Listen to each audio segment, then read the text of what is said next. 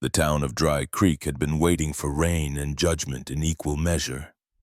3 weeks without a drop had turned the dirt roads brittle and mean, and the sky above hung like an accusation pale, unmoving and tight-lipped. Along Main Street, dust slithered between boot heels and wagon wheels as if the land itself didn't want to look at what was happening in front of the Rustwood Saloon. They'd built a crude platform from broken crates and old planks. Not for justice, not even for spectacle. Just sturdy enough to hold 3 girls and a father's shame. His name was Silas Rook, a man whose debts moved faster than his luck ever did.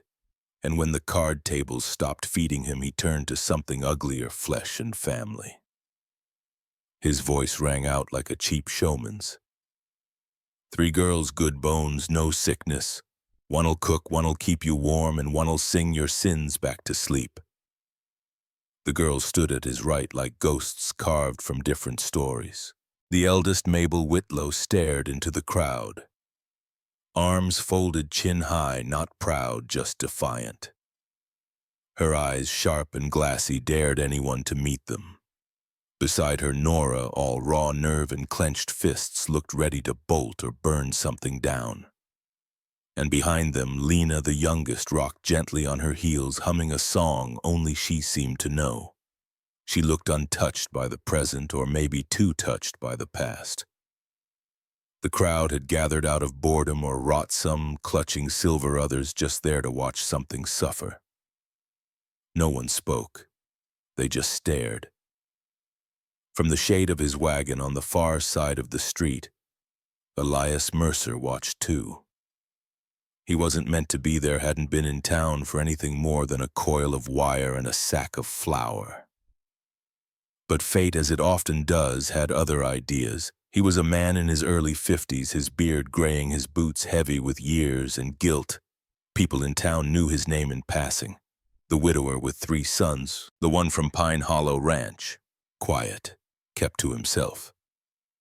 Came to town only when necessity forced his hand. But when Silas Rook barked out starting bids, $15 each or $40 for the lot, something in Elias shifted. Maybe it was the way Mabel didn't flinch, or the tremble in Lena's song. Maybe it was the way Nora sneered at a man in a clean vest who licked his lips. Maybe it was the way none of it surprised the crowd. He stepped down from his wagon without a word. The dust seemed to move around him. His sons, Matthew Daniel and Eli Jr., exchanged wary glances, unsure what he was doing. He didn't draw his gun, he didn't raise his voice, he just walked. When he reached the platform, he looked up at Silas Rook and said, steady as a barn beam, untie them. Silas blinked. What's that? Elias didn't repeat himself. Let them go, now. The silence was thicker than the heat. No one interrupted, no one intervened. The town, once ready to buy and bargain, now stared at their boots ashamed. Rook muttered something under his breath and stepped off the crates, retreating like a dog with its tail tucked. Elias turned to the girls. You don't owe me a thing, but if you've got nowhere to be, I've got rooms that don't leak and soup that don't lie. Mabel narrowed her eyes.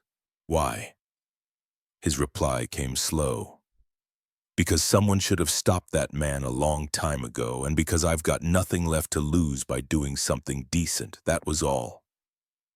No sermon, no savior's smile. One by one, the girls stepped down from the crate. Mabel first, then Nora, then Lena, still humming. They climbed into Elias's wagon, settling between feed sacks and coiled rope. No words passed between them. But from that moment on, something had shifted in Dry Creek. The town wouldn't admit it, but everyone who saw it knew a storm hadn't passed through. Mercy had. The wind that trailed them home that day was thin and sharp, carrying more silence than sound. The wagon creaked beneath the weight of old tools, coiled rope. 3 worn feed sacks, and now 3 girls who hadn't said a single word since climbing in. Mabel Whitlow, the eldest, sat closest to the wagon's edge, arms folded tight, scanning the horizon like someone expecting a trap just beyond every hill. Nora sat in the middle, legs tense, one boot heel tapping the floorboard in a rhythm only she seemed to know. Lena, the youngest, leaned slightly against the burlap, her fingers moving as if playing some invisible piano. She didn't hum anymore. Not today. From the front bench, Elias Mercer kept his hands on the reins, but his thoughts behind him. He'd built the ranch after burying his wife one timber at a time with sweat and silence. It was never meant to hold anyone else. It was a place of routines, not surprises, but today the porch would carry new footsteps. The air already felt different, like something sacred had been disturbed or maybe restored. The ranch appeared over the last rise, quiet and squat against the dusky ridge. The cottonwoods behind the barn had begun to leaf early this year, casting green shadows on the worn siding. A yellow mutt barked once from beneath the porch and then stopped, confused, as if even the dog wasn't sure what kind of company had arrived. Elias helped the girls down one by one. Not a hand lingered longer than necessary. Not a word was wasted. Matthew, the eldest son, emerged from the side shed, wiping oil from his hands. He nodded once to his father, then to the girls in acknowledgement, nothing more. Daniel leaned on the fence post near the barn, watching them with hesitant curiosity. Eli Jr. lingered near the water pump, his eyes flicking quickly toward Lena, then away. Inside the house, everything was in place. 3 spare rooms, recently swept, each with a bed, a basin, and a window that opened with just enough coaxing. Elias gestured down the narrow hallway. Each of you gets your own space, no locks, no rules, no one enters without knocking. If you need anything, ask. The last word fell like dust, soft, uncertain, sincere. Mabel's voice, rough from disuse, cut through the room. And what do you expect from us in return? Elias met her stare without flinching. Nothing you don't want to give. Nora raised an eyebrow, arms crossed. So this is charity, no? Elias replied. It's a house with extra rooms, that's all. The girls retreated into their spaces like foxes into borrowed dens, not trusting, not resting, just watching from the shadows. That night, Elias slept in the barn. The smell of hay and weathered wood reminded him of what didn't change. The following morning broke with gold light stretching across the floorboards, hesitant but warm. Mabel stood at the stove early, not cooking, just staring at the unlit firebox. Nora had already wandered outside, barefoot, kicking pebbles and whispering curses to the sky. Lena sat in the corner by the window, knees pulled to her chest, turning a rusted spoon between her fingers like a talisman. Elias entered the kitchen with a tin mug in hand. He paused when he saw Mabel already there. She didn't speak, just looked at him once, brief but heavy, like someone measuring distance with their eyes. He nodded. She didn't nod back, but she didn't walk away either. That was something. Across the yard, the Mercer sons moved with the rhythm of men who'd lived too long with quiet. Matthew was already at the woodpile, splitting logs in neat, efficient swings. Daniel carried a bucket of feed toward the coop, whistling a tune too faint to name. Eli Jr. brushed down the mare, pausing now and then to glance at the kitchen window where Lena still sat watching but unmoving. Meals were quiet. The girls joined when they wanted. Some evenings they didn't. When they did, they ate fast, eyes on their plates. The boys respected the silence, unsure whether it was habit or warning. Still, small things began to shift. Nora left her boots muddy in the entryway. Matthew noticed but said nothing until the 3rd day. Then, calm as rain, he said, "That floor took me 2 weeks to lay. I'd rather it not rot in one." Nora narrowed her eyes. "You run this place like a chapel." "No," he replied, "but I'd like to keep the foundation." She didn't answer, but the next day her boots sat neatly outside the door. That same afternoon she left a bundle of kindling by the hearth, unsaid but understood. Daniel tried to make conversation, though it mostly turned to smoke. He complimented Lena's humming once, and she stopped humming for the rest of the day. But by evening, when she walked the fence line, she hummed again, softer, and this time she didn't stop when he passed by. Eli Jr. kept to himself, but something about him drew Mabel's eye. Perhaps it was the way he moved around animals, quiet, patient-like. He understood the language of things that didn't speak. One morning, she caught him fixing the chicken wire with torn knuckles and said, "You could use gloves." He startled but didn't drop the pliers. "I like feeling the wire," he said. "Reminds me it's real." She didn't answer, but the next day she left a pair of gloves by the coop post. Not new, not hers, but clean. At dusk, Elias took to sitting on the porch again, the same spot where he'd carved little cedar birds for his wife years ago. He didn't carve now, just sat mug in hand, watching the sky bruise into lavender. On the fourth evening, Mabel joined him. She didn't ask, she didn't speak. She simply lowered herself onto the step beside him, arms looped around her knees. "You think this will work?" she asked, eyes on the horizon. "I don't know what this is yet," he replied. "But it's not broken." She didn't smile, but she didn't leave either. Inside the house, Lena tapped spoons together in a rhythm that sounded almost like music. Nora leaned against the barn wall, chewing on straw, watching the sun drop into the tree. The Mercer boys worked later than usual, as if labor made the silence easier. The house hadn't changed, but somehow, for the first time in years, it felt like it was waiting for something, not out of fear, but out of possibility. Change didn't announce itself in the Mercer household. It came like the spring frost melting off fence posts, slow, silent, and only visible if you knew what the world looked like before. Elias Mercer didn't push it. He moved through each day the same as he always had: quiet hands, steady work, and a porch seat waiting at dusk. But even he could feel the shift in the way the house echoed, less in the way his sons glanced over their shoulders more often. Not from caution now, but from curiosity. The Whitlow sisters had settled into their rooms like animals still expecting cages. Mabel, the eldest, began rising earlier than anyone. She didn't speak as she swept the floorboards or stoked the fire. She simply did it. No one asked. That was the point. For her, it wasn't submission, it was ownership. She couldn't fix her past, but she could at least keep the ash from settling in the corners. Nora, ever restless, claimed the porch steps as her domain. She sharpened knives there every evening, not because she expected danger, but because the sound, the scrape of steel on stone, gave her a sense of control. On the fourth night, Matthew Mercer passed by and nodded to her slantly. She didn't nod back, but her sharpening slowed.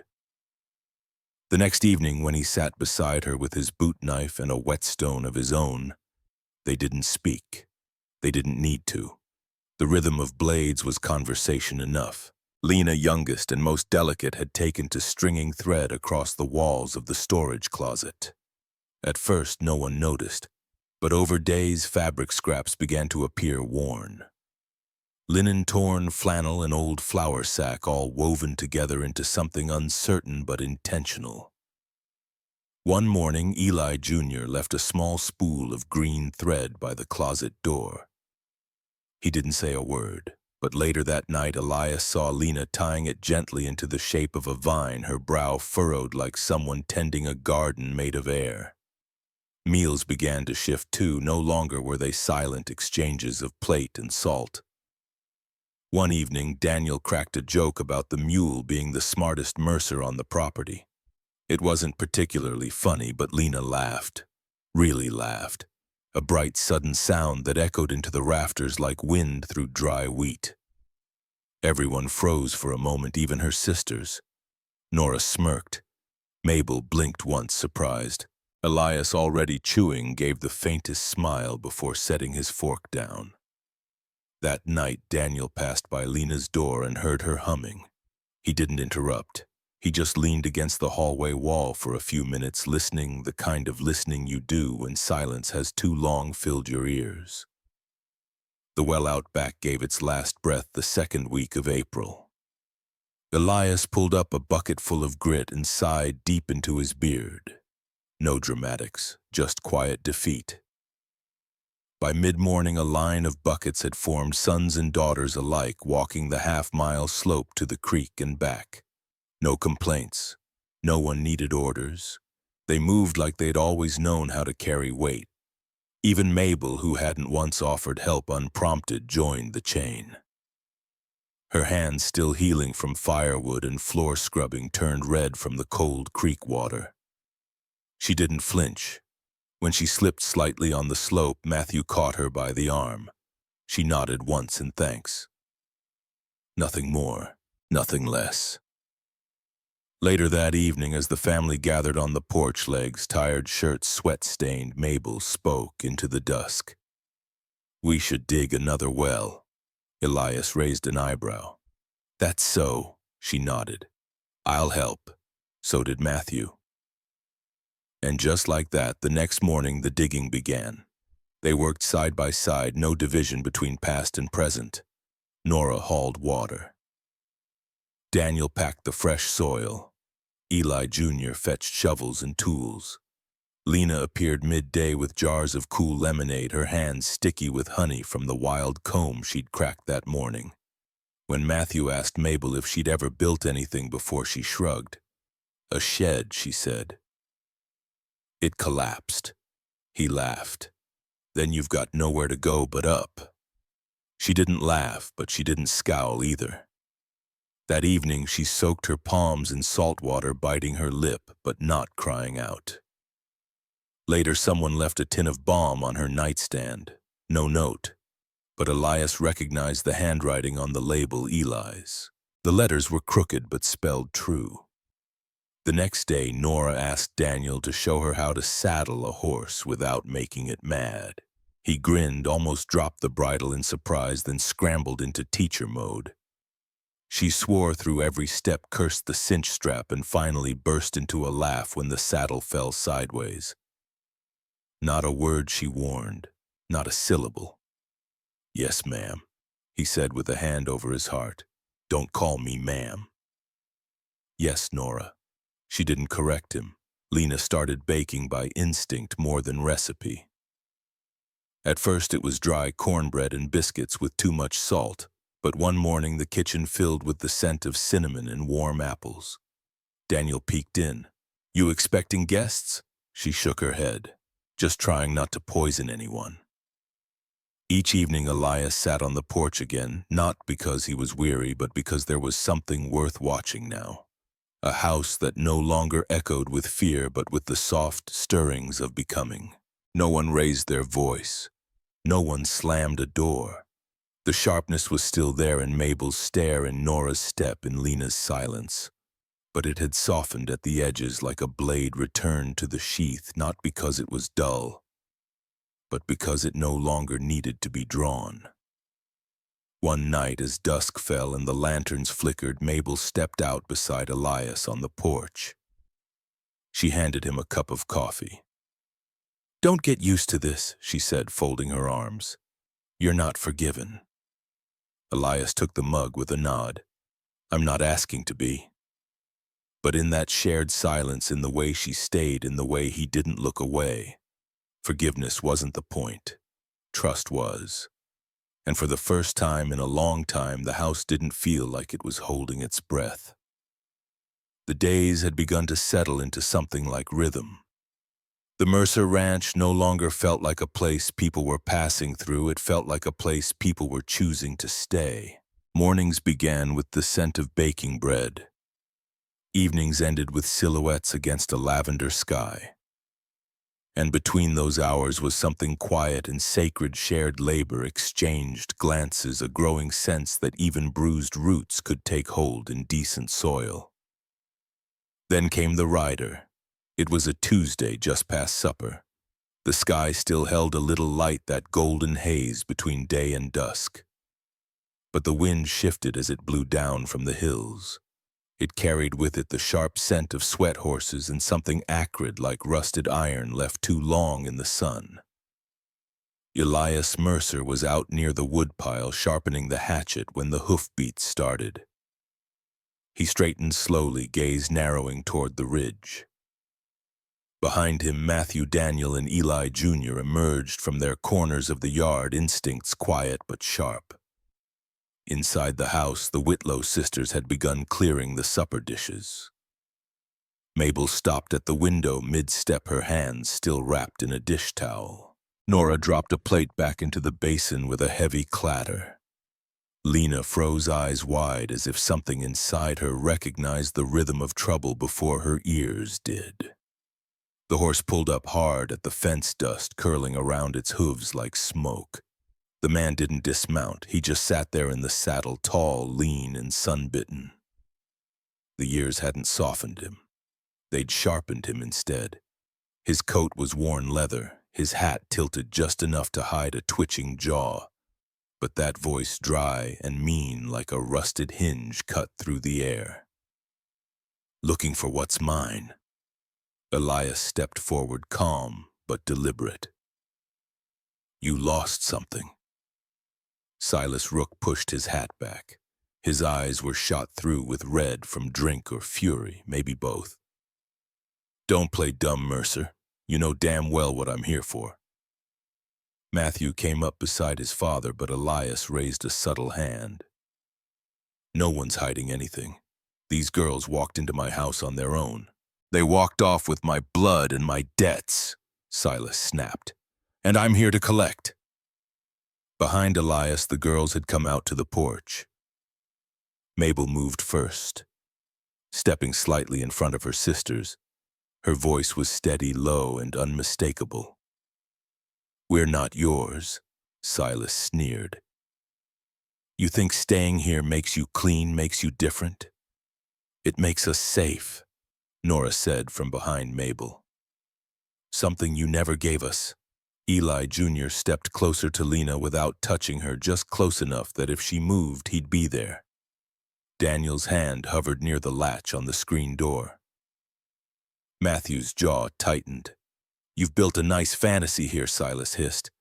But none of this changes facts. You belong to me. And if I've got to burn this ranch to the ground to prove it, I will.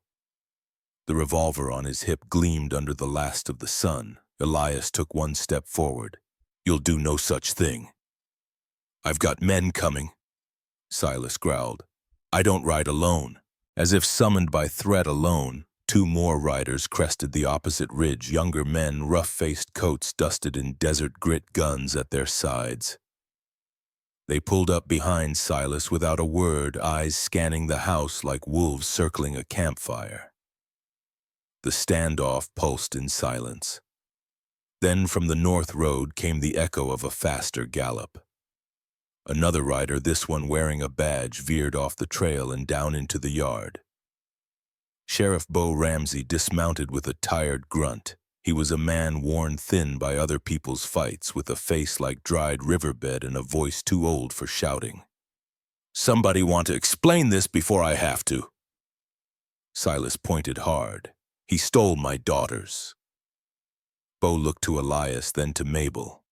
That true Mabel shook her head. He was selling us. Right there on the street. We walked away.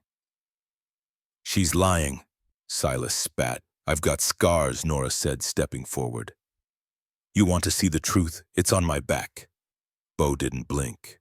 You got any witnesses? I got a town full of folks who watched him auction us off like horses, Mabel said. Bo turned slowly to Silas. Law's clear, Rook. You sold them. You don't get to sell people then change your mind. They're my blood. They're not your property. Silas dismounted, hand-brushing the handle of his revolver. You going to stop me, old man? Bo's hand hovered over his own holster. I've buried better men than you for less, but I'd rather not today. Silas's men stiffened in their saddles. The Mercer boys stepped forward, not posturing, just ready. Elias didn't move, didn't flinch. Just said quietly, you brought a gun to threaten a home. If you cross that line, we bury you here. A beat passed, then two. Then Silas spat in the dirt, snarled something ugly, and backed away. You think this is over? You think you've won? Mabel took a single step forward. We're not here to win, we're just done being owned. Silas looked at the house, at the people now standing shoulder to shoulder in front of it. And for the first time, he looked small.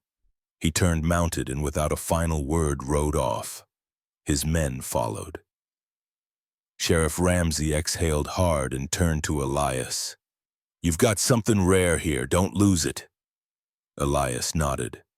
I won't. The sheriff rode on. The yard was quiet again. The wind picked up but felt lighter. Elias turned to the girls. You all right? Mabel nodded. You didn't have to do that. He looked her in the eye. Yes, I did. She didn't reply, just stepped off the porch and stood beside him. That night no one talked about guns or ghosts. They ate stew. Lena passed biscuits. Daniel told a story about a mule and a stubborn fence post.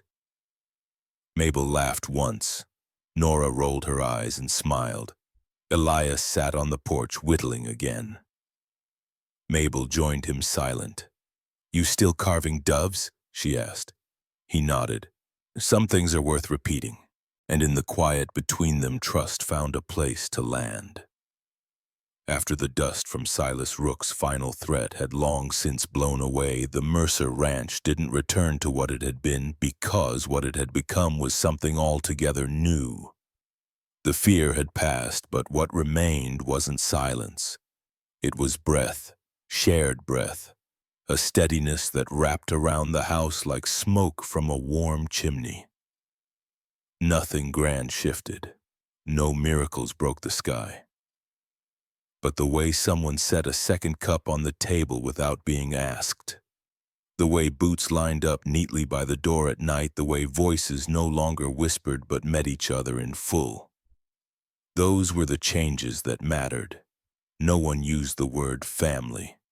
It still carried too much grief, too much baggage. But Mabel, Nora, and Lena no longer flinched when the door creaked open or a voice raised in the barn. The Mercer boys had stopped walking wide arcs around the girls and started walking beside them instead. Not like rescuers, not like saviors, but like people trying to learn how to live without armor. It was Nora who spoke first, bold, unafraid of fire even when it lived in her own chest.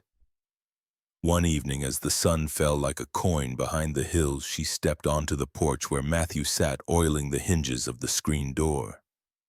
He looked up at her, eyebrows raised but not startled. She leaned on the post, arms crossed. I want to marry you, she said. Matthew blinked, hands stilling. You what? I said it plain. Her voice didn't waver.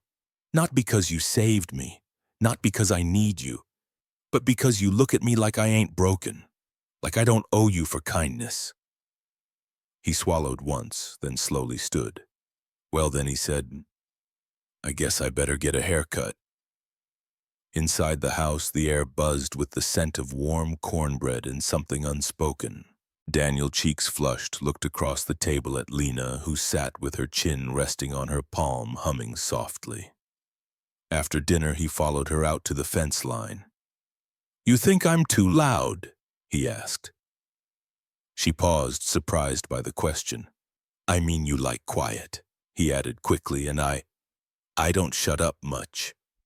Lena smiled, a real one, slow and sure. You fill the air when I forget to breathe. He didn't know what to say to that, so he reached for her hand instead. She didn't pull away. That same night, Mabel stayed behind to wash dishes, though it wasn't her turn. Eli Jr. stayed too, drying them with the rhythm of someone who just wanted an excuse to linger. They didn't speak until the lanterns were low. You never asked me anything, she said, scrubbing a cast iron pan. He looked up. Should I have? Most men would have. About what happened before. About what I owe. Eli shook his head. I figure you'd tell me if it mattered. And if it doesn't, I don't need to know. She handed him the pan, her fingers brushing his. You never looked at me like I was fragile. I don't think you are. She looked at him, eyes narrowing in that way she had when trying to hide the softness trying to bloom behind her ribs. That's dangerous, she whispered. So's loving someone who doesn't let you try. They didn't kiss. Not then. But her shoulders dropped. Her guard didn't fall, it just rested. That was enough. A few weeks later, Elias found all 6 of them, boys and girls alike, seated around the kitchen table. No supper, no guests. Just serious faces and fingers knotted together across the wooden surface. Nora was the first to speak. We're not guests anymore, she said, and we're not just passing through. Mabel nodded. We want to stay for good. Matthew cleared his throat. We've talked about it, all of us. Lena reached across and took Daniel's hand. Eli Jr. looked at his father, then at Mabel, who didn't look away this time. We want to build something. Elias sat down slow, a tired warmth behind his eyes. You don't need my blessing. No, Mabel said, but it would mean something. He studied them 6 souls who had come to him bruised and weary now, sitting as if they belonged at the same table. He thought of his wife gone so many years ago and how the silence she left had never been filled until now. He nodded once. You have it. The weddings weren't fancy, they didn't need to be. Beneath the cottonwoods that edged the back pasture, the sisters wore dresses they'd sewn themselves from leftover fabric and flour sack linens. Nora wore her boots. Lena tucked wildflowers into her braid. Mabel wore no jewelry, no veil, just a plum-colored ribbon Eli had given her tied around her wrist.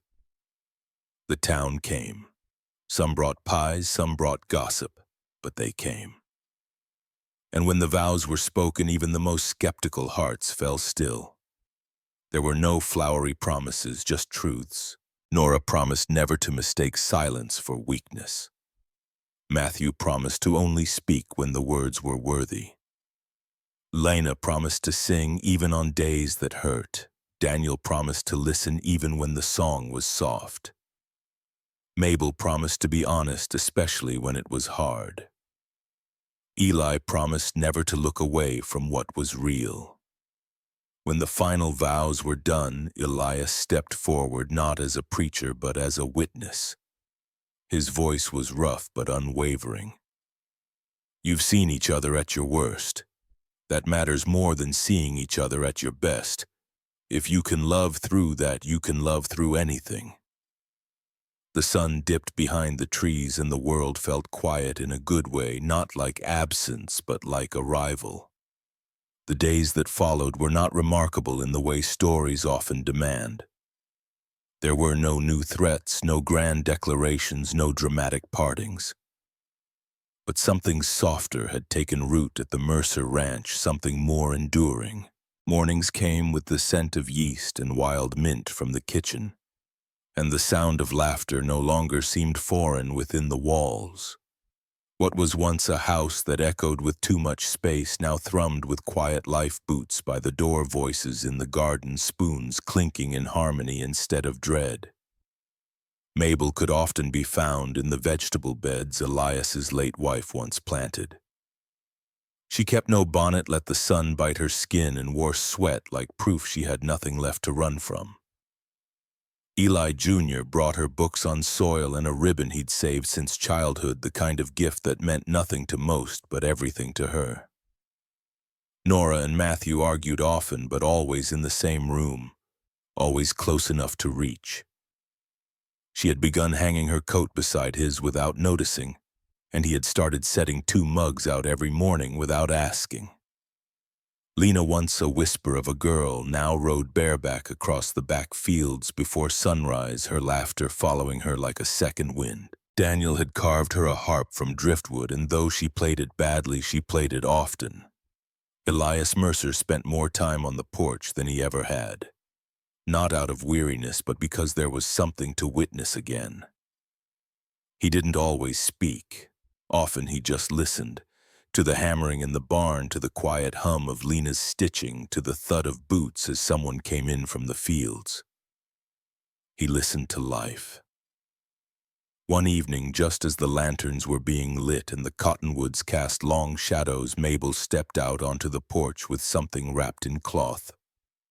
She placed it in his lap and sat beside him without speaking. Elias unwrapped it slowly. It was a small wooden dove painted white, the wings carefully etched with carved vines and tiny stitched flowers. He recognized it immediately. One of the cedar birds he used to carve in his grief now returned to him not as sorrow but as offering. "You kept us alive," Mabel said, her voice quiet. "But more than that, you gave us a place to land." Elias looked down at the bird in his hand, then toward the house behind them, full of laughter, clatter, and the rhythm of a family that had chosen each other across the ruins. He nodded once. "You gave me something too," he said. "A reason to stay seated and finish the carving." The porch creaked as the others joined one by one, coffee mugs in hand. Sleeves rolled, shoulders tired but steady. And no one had to say the word home. It was already there in the way they sat side by side and didn't leave. Not all redemption comes with a trumpet. Sometimes it arrives in the form of a door left open, a cup of coffee poured without asking, or a porch light that stays lit just long enough for someone to find their way home. This story reminds us that healing isn't loud. It's not always dramatic. Often it grows slow in silence and consistency, in small acts of care that ask for nothing in return. The world doesn't always give second chances, but people can. Elias Mercer didn't set out to be a savior. He was just a man who had lived long enough to know that walking away from pain is easy. Staying when someone else is in it is harder. And Mabel, Nora, and Lena didn't come looking for a hero. They came with wounds, but they stayed because they were allowed to exist, not as debts, not as broken things, but as people worthy of room, of space, of love. This story is a quiet lesson in what it means to choose each other, not out of duty, but out of presence. It's about how dignity is restored, not with speeches, but with actions. How safety isn't a place, it's the people who make space for your voice, your silence, your past, and your future. And maybe most of all, it's a reminder that the most sacred thing we can offer isn't perfection or protection, it's this: you're welcome here, just as you are. If this story stirred something in you, a memory, a hope, a tear you didn't expect, then you belong here with us at Frontier Reverie. We tell stories that heal, that reckon, that remember the quiet strength of those who choose love after loss. So stay a while. Subscribe, like, and share this with someone who still believes in second chances. Because out here in the dust and silence of the Old West, we're building something softer, one story at a time.